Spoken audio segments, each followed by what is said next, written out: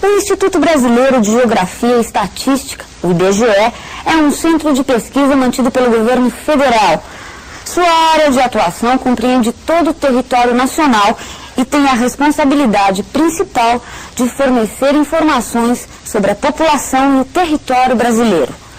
São informações sobre o número e as características mais importantes dos habitantes e sobre o desempenho da economia nacional em todos os seus aspectos.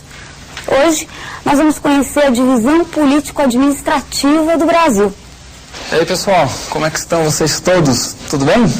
E nosso grande segundo assunto, o famoso vestibular, é a divisão político-administrativa do Brasil. Tá certo? Ora, divisão político-administrativa do Brasil.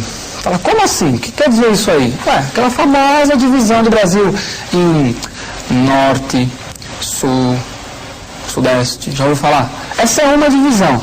Mas existe a divisão das federações, né, das unidades federativas, que são os estados, que nós chamamos de estados.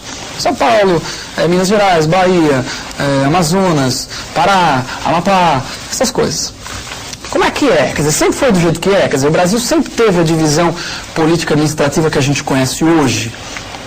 Fala, mas para que eu tenho que saber isso aí? Pô? Você tem que saber porque ela mudou muito. E mudou muito por uma série de razões. E essas modificações implicaram uma série de outras coisas. E muitas vezes essas mudanças não são cobradas e as implicações das mudanças também cobradas nos vestibulares. Então você tem que conhecer isso. Só que antes, a primeira coisa que você tem que saber é o quê? Pegar aquele famoso Atlas que eu já falei na aula passada para você, que é muito importante, não é? Pegar o famoso Atlas e procurar o mapa político do Brasil. Eu vou mostrar para você um hoje, vários por sinal, mas você tem que ter um lá na sua casa, um atualizado. E tem que saber localizar todos os estados no mapa. Por quê? Porque isso cai em prova. É muito comum questões em vestibular, tipo assim, ó, o cara põe o mapa do Brasil com a divisão política e dá uma achurada num estado qualquer, tipo Rondônia, e pede para você caracterizar o processo de ocupação da área destacada. E se você não sabe que aquele negócio que está achurado lá é Rondônia, como é que você vai falar? Não vai falar. Perceberam? Por sinal, estou falando de Rondônia. Se eu te der um mapinha, você sabe achar? Você não vai confundir com Roraima, não. Caso você tenha essa dúvida, então não perca tempo. Depois da aula, eu vou te mostrar hoje, mas você vai lá, abre o mapinha do Brasil e vai conferir tudo isso daí. Tá certo? Bom, feito isso, né, isso estando muito claro para você, a gente já pode começar a estudar como é que foi, como evoluiu a divisão político-administrativa brasileira. Claro, como ela evoluiu. E para você ter uma ideia, eu vou te mostrar 3 momentos completamente distintos nessa história toda aí. O primeiro momento, você dá uma olhadinha aqui comigo, olha que bonitinho. Veja lá que maravilha de figurinha, não é? Primeira coisa, você está vendo, acompanha a setinha aqui, ó, divisão regional de 46. Então estamos acabando a guerra, não é? Como é que era o Brasil? Como é que ele foi dividido nessa época? Bom, o que interessa, fundamental, é você perceber primeiro nesse mapa que tudo que é território, o nome está escrito assim, compridão, tá vendo? A Fernando e Noronha. Tudo que é estado, está só a sigla, não é? Então, por exemplo, você tem muitos territórios aqui, ó. Amapá, tá vendo ali, ó? Você tem Rio Branco, não é? Até Guaporé, olha que bonitinho, Guaporé. Virou, sabe o que? Rondônia depois. Não é legal? Bom, mas o que interessa pra gente, uma grande modificação de 46 para a próxima, não é? Foi isso daqui, ó. Observa a flechinha. Olha que bonitinha a flechinha aqui, ó. São Paulo. Observa que São Paulo está na região sul. Notou? Você fala, mas São Paulo não é do Sudeste? É, mas sempre foi do Sudeste? Não. Tá claro? Ele já pertenceu à região sul. Você fala, mas que interessante. E veja, por exemplo, você sentiu uma mudança, tiveram outras, mas veja essa, centra nessa flechinha e olha agora essa telinha aqui. Mudou, não sei se você está percebendo que mudou. Mudou para quando? Mudou para 69. Estávamos em 46, olha a flechinha, estamos em 69. Então olha aqui, ó, veja. Por exemplo, Fernando de Noronha continua território. Agora, ó, se você voltar para lá, ó, Amapá continua, Roraima e aquele Guaporé sumiu, agora mudou de nome, virou Rondônia. E mais importante do que isso, ou melhor, mais importante do que isso em termos relativos, não é? Por nosso vestibular, São Paulo agora está em que região? Está na região sudeste. Observou? Você fala, ei, caramba, mas então essa é a divisão que tem hoje? Mais ou menos, porque se você pensar bem, hoje existe um estado chamado Tocantins. Onde é que fica? Ó, ele foi criado aqui, ó, nessa partinha aqui, exatamente onde está a flechinha, na parte norte do antigo estado de Goiás. E além de criarem um novo estado de Tocantins aí, ele mudou de região, ele passou para a região norte. Olha que bonitinho, tá vendo a figurinha?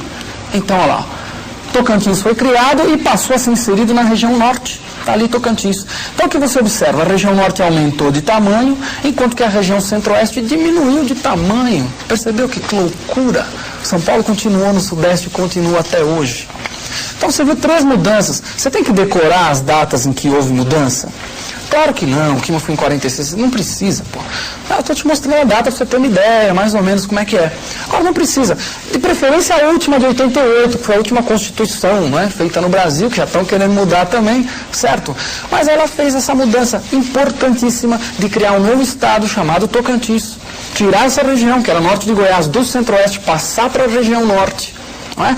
E, além disso, se você olhar a figurinha, olha de novo o mapinha, veja. Além disso, você vai notar que desapareceram os territórios.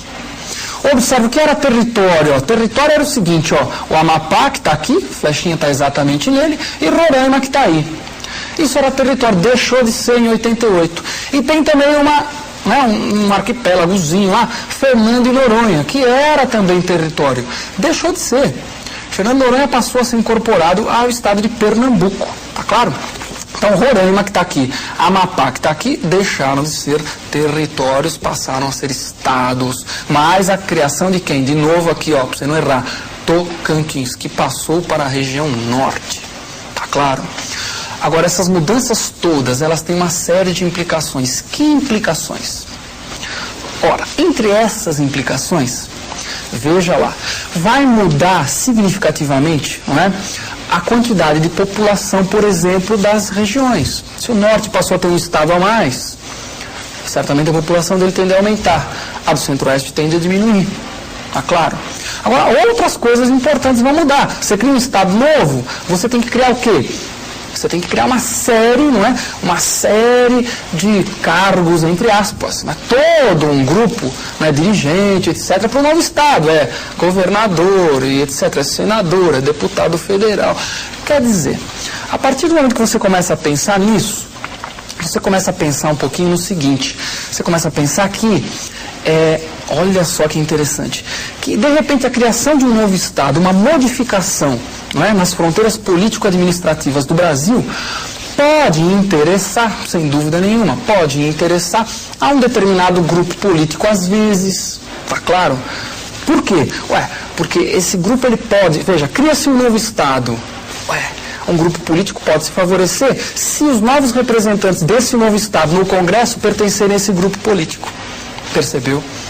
Então, essa é uma das várias, das muitas implicações que tem quando se mexe, não é, na divisão político-administrativa de um país. Então, você tem que tomar muito cuidado, porque essa divisão político-administrativa, ela não está vinculada necessariamente, muito cuidado, necessariamente às características físicas. Dá para entender? Não está. Olhe bem, ela às vezes está vinculada, não é? Às vezes, sempre, ela está vinculada a interesses político-econômicos, não é? Não, há características naturais, tipo, muda o clima, então muda o estado, muda a região, não é nada disso, né? Então não tem nada a ver, divisão política administrativa do Brasil não tem nada a ver com as características naturais do Brasil, climáticas, de relevo, de vegetação, são coisas totalmente diferentes, tá claro? Isso é muito importante, separar uma coisa da outra. Ora, a divisão política não é estática, ela é dinâmica, ela muda de acordo com os interesses políticos administrativos, tá certo? Pode mudar de novo? Pode mudar de novo. Não está na moda aí o separatismo? Não tem os caras querendo separar a parte do Brasil? E por sinal estão querendo fazer até outro país, separar, não é? Então pode mudar, tudo vai depender do jogo de forças desses vários grupos. Tá claro? Tem uma falta do que fazer, certo? Muito bem. Então veja lá, no vestibular como é que cai isso? Ora, como é que cai isso? Veja só uma questão que caiu no vestibular. Olha só que bonitinho. Tá olhando? Primeiro, uma tabelinha e você vai analisar comigo essa tabelinha. Você vai analisar comigo essa tabelinha. Estado, São Paulo, Tocantins. Observou? O que é que está variando aí? Está variando a população total de São Paulo. Está variando não. A tabelinha está mostrando isso para você. Quase 30 milhões de habitantes. A população de Tocantins, 1 milhão de habitantes aproximadamente. Ora, essa tabela caiu no vestibular da Unicamp, um vestibular, não é? Da Universidade de Campinas. Então mostrava a população total de São Paulo, 30 milhões, de Unicamp 1 milhão. Ou, não vai copiar essa tabela não, hein? Vocês não precisam decorar. O examinador dá esse dado para você. Além disso, mostrava o que? A variação do número de senadores. São Paulo tem aproximadamente não, exatamente 3 senadores. E Tocantins, 3 senadores. Opa! Então observa bem, hein? Observa bem. Ó. E por último, números de deputados federais. Você vê que São Paulo tem 60 deputados federais e Tocantins 8 deputados federais. Quer dizer, tem não? Tinha na época em que essa questão caiu no vestibular. E o que é que o vestibular estava cobrando de você? Ora, exatamente a questão do quê? Da representatividade. Ele mostrava essa tabela e pedia para você falar assim, olha, discuta a representatividade do novo Estado, essa questão caiu logo depois que criaram o Estado de Tocantins, do novo Estado, né, frente aos dados apresentados pela tabela.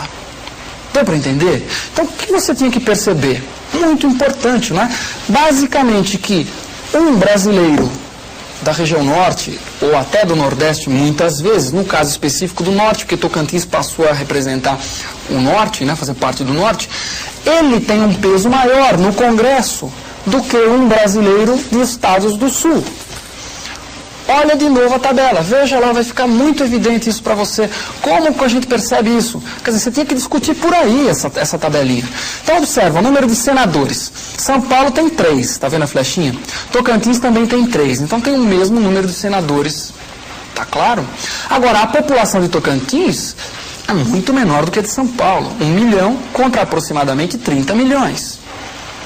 Ora, você fala, bom, se a população de São Paulo é mais ou menos 30 vezes maior do que a de Tocantins, então tem 30 vezes mais deputados federais? Não, se você olhar aqui, ó, 60 deputados federais de São Paulo, não é 30 vezes mais do que 8 deputados federais de Tocantins. Então, o que você está concluindo? A tabelinha permitia você concluir o quê? Que exatamente que a representatividade em relação à população, não é, de Tocantins é muito maior no Congresso, por exemplo, do que o estado de São Paulo. Certo? Esse é um exemplo de questão sobre esse assunto, existem vários outros exemplos. Mais para frente, em outras aulas, eu vou ter a chance de mostrar esses outros exemplos para vocês. Tá certo? Então, guarda, síntese da aula. A divisão político-administrativa, ela varia, não é? Pode mudar, dependendo das forças, né, políticas em questão, em jogo, pode mudar a qualquer momento. E essa mudança mais importante e mais significativa recente foi a eliminação de territórios, não tem mais. Roraima, Amapá, Fernando de Noronha deixaram de ser territórios. E a criação de Tocantins e passagem dele para o norte, para a região norte do Brasil. Isso é o resuminho dessa nossa aula de hoje.